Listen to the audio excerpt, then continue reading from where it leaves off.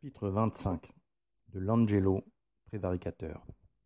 En 1977, Franco Bellegrandi, camérier secret du pape, écrivit un livre accablant pour l'homme qui se fit appeler Jean XXIII. Ce livre, qui ne fut publié qu'en 1994, dévoile l'appartenance de M. Roncalli non seulement à une loge maçonnique, mais aussi ses accointances marxistes et son imprégnation moderniste, valant à cet homme qui fut élu entre guillemets pape de multiples raisons d'excommunication bien avant le conclave de 1958. Le chanoine Giambattista Mazzoleni assista en 1911 à plusieurs conférences données par Angelo Roncalli et conclut que le conférencier tenait plus compte de ses opinions que des conseils évangéliques. En outre, il fut atterré de l'exposé de Don Roncalli sur le mariage catholique, présenté comme sanctification du plaisir sexuel.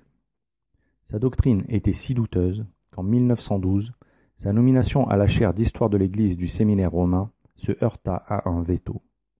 L'intervention du Saint-Office contre ce professeur à la doctrine si peu orthodoxe mit fin brusquement aux fonctions d'enseignant qu'Angelo Roncalli exerçait au séminaire de Bergame. Il était apparu que le prêtre, en plus de sa doctrine douteuse, entretenait une relation épistolaire avec un prêtre moderniste excommunié, malgré l'interdiction qu'en avait fait le souverain pontife Saint Pie X. Ce saint pape combattit fermement durant tout son pontificat le modernisme, dont il disait qu'il était l'égout collecteur de toutes les hérésies. Très lucide sur la situation de l'Église et sur la présence de clercs hérétiques, sa sainteté disait « Les artisans d'erreur, il n'y a pas à les chercher aujourd'hui parmi les ennemis déclarés. Ils se cachent, et c'est un sujet d'appréhension et d'angoisse très vive, dans le sein même et au cœur de l'Église, d'autant plus redoutables qu'ils le sont moins ouvertement. » Le Saint-Père mit tout en œuvre pour démasquer et excommunier ces vipères. Mais certains, prudents comme des serpents, se tapirent dans l'ombre pour attendre leur heure. Quoi qu'il en soit, en 1907, 3 mois après que l'encyclique Pascendi fut publiée, l'abbé Roncalli donna une conférence publique qui ne passa pas inaperçue.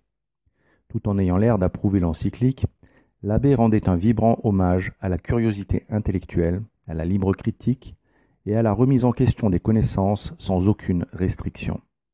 Angelo Roncalli raconte dans son journal qu'il rencontra Saint Pie X en novembre 1908. Il entendit à cette occasion adresser une ferme mise en garde contre le modernisme et ses funestes conséquences. Et voici ce qu'il retint de cette mise en garde du saint pontife. Certainement saint, mais pas pleinement parfait, en ce qu'il se laissait envahir par l'inquiétude et se montrait si angoissé. Le biographe d'Angelo Roncalli constata qu'en 1914, le moderniste n'hésita pas à mentir pour se disculper, puisqu'il fit comme s'il avait oublié cette histoire. Accusé d'avoir lu l'œuvre de l'historien moderniste Monseigneur Duchesne, mise à l'index, il se dit prêt à récuser sous la foi du serment les accusations portées contre lui. Je n'ai jamais lu plus de 15 à 20 pages, et même là très rapidement, du premier volume de l'histoire ancienne de l'église de Duchesne. Je n'ai jamais vu les 2 autres volumes. Je n'ai donc pas lu une seule ligne de l'histoire de Duchesne traduite par Turquie, que je n'ai jamais eu entre les mains, qui n'a jamais figuré dans ma bibliothèque. Ce qui était faux. Et ce ne fut pas le seul mensonge que son biographe épingla. Dans son journal, Angelo Roncalli écrivit aussi le 15 septembre 1962 « Sans y avoir pensé auparavant, j'ai prononcé dans une première conversation avec mon secrétaire d'État, le 20 janvier 1959, les mots de concile œcuménique, de synode diocésain et de refonte du droit canon, et ceci sans que j'aie fait là-dessus une hypothèse ou un projet quelconque. Le premier à être surpris de cette suggestion que je faisais, ce fut moi-même, alors que personne ne m'en avait jamais donné la moindre idée. » Peter Ebelwaite nomma cette affirmation « réorganisation inconsciente de ses souvenirs », car M. Roncalli ne pouvait tout simplement pas prétendre que l'idée d'un concile lui fût subitement inspirée. Son biographe rappela que Monseigneur Ruffini en eut déjà l'idée en 1939. Cette idée avait donné lieu à une étude préliminaire. Mais le pape Pie XII, prudent, jugeant que le contexte ne se prêtait pas à un concile, ne s'apprêta pas à cette proposition. Or, 2 jours seulement après son élection, Jean XXIII se fit apporter les archives du projet de 1948. Un autre témoignage assez inattendu sur le sujet mérite d'être cité, même si son auteur fut un occultiste avéré, et qu'il faut donc être circonspect au sujet de ses déclarations.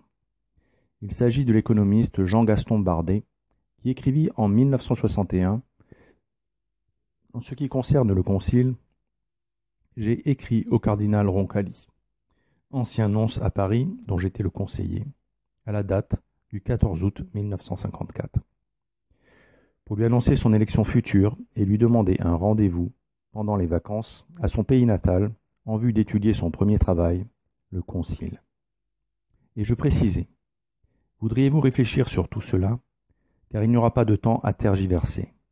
Dès l'ascension au trône pontifical, le plan doit se dérouler instantanément et surprendre tous les politiques. » Angelo Roncalli aurait considéré cet homme comme victime d'une hallucination grave et dangereuse. Mais il lui répondit par courrier, le 26 août 1954, ce qui prouve que l'économiste n'a pas inventé ce courrier. Jean-Gaston Bardet s'obstina, voulant absolument que le cardinal écoutât ce qu'il avait à lui dire pour qu'il se mette au travail. Il vint à Venise et réussit à rencontrer le cardinal. Il lui répéta alors de vive voix ses prédictions, lui assurant selon Capovilla que son pontificat serait marqué par les interventions doctrinales et les réformes disciplinaires. En janvier 1955, Angelo Roncalli fit allusion aux révélations de Jean-Gaston Bardet dans une lettre à sa sœur Maria. Un fou de français, qui a des révélations et un don de double vue, a été jusqu'à me dire le nom que je prendrai quand on me choisira comme pape. Des fous. Ce sont des fous.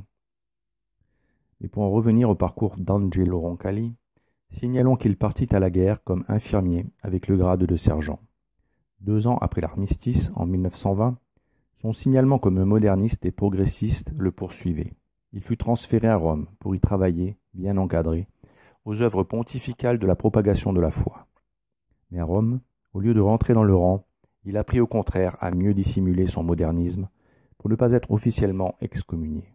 Rongeant son frein, comme tous ceux de la faction séditieuse moderniste, il attendit le moment propice pour laisser s'exprimer au grand jour sa volonté d'unir l'Église au monde. Sa duplicité lui permit de devenir évêque. Ensuite, à un sermon contre le régime fasciste, le gouvernement italien réclama son éloignement de Rome. Le pape Pie XI le nomma alors visiteur apostolique en Bulgarie en février 1925 et le fit consacrer archevêque le 3 mars. Il resta 10 ans dans les Balkans, où, selon Franco Bellegrandi, il fut initié Rose-Croix. À l'époque du Concile, fut répandue chez les pairs une publication circonstanciée qui accusait d'illégitimité l'élection de Jean XXIII parce que voulue par la franc-maçonnerie, et qui indiquait Roncalli comme appartenant à cette secte depuis les années de sa nonciature en Turquie. Après les Balkans, ce fut la nonciature à Paris, puis le patriarcat de Venise, quand il devint cardinal. Le cardinalat lui permit de briguer le Saint-Siège et de l'obtenir. Seulement, on se souvient que cet homme avait rencontré le pape Saint Pie X et de ce qu'il avait pensé avant et après sa rencontre. Son cœur penchait déjà vers le modernisme. Il s'était rangé derrière l'avis de catholiques excommuniés et d'écrivains mis à l'index plutôt que derrière Saint Pie X. Pourtant, voilà ce que sa sainteté Saint Pie X disait au sujet de l'amour que l'on doit porter au Saint-Père. Quand on aime le pape, on ne discute pas au sujet des mesures ou des ordres qu'il donne. On ne recherche pas jusqu'où doit aller l'obéissance et quelles sont les choses dans lesquelles on doit obéir. Quand on aime le pape, on n'objecte pas qu'il n'a pas parlé assez clairement, comme s'il était obligé de répéter à l'oreille de chacun ses volontés clairement exprimées. Tant de fois, non seulement de vive voix, mais encore par des lettres et d'autres documents publics. On ne met pas en doute ces ordres, sous le prétexte si facile pour celui qui ne veut pas obéir, que ce n'est pas le pape qui commande, mais ceux qui l'entourent. On ne limite pas le champ où son autorité peut et doit s'exercer. On ne préfère pas à l'autorité du pape celle d'autres personnes, si doctes soient-elles, qui ne sont pas du même avis que le pape. Car si elles ont la science, elles n'ont pas la sainteté, parce que celui qui est saint ne peut être en dissentiment avec le pape.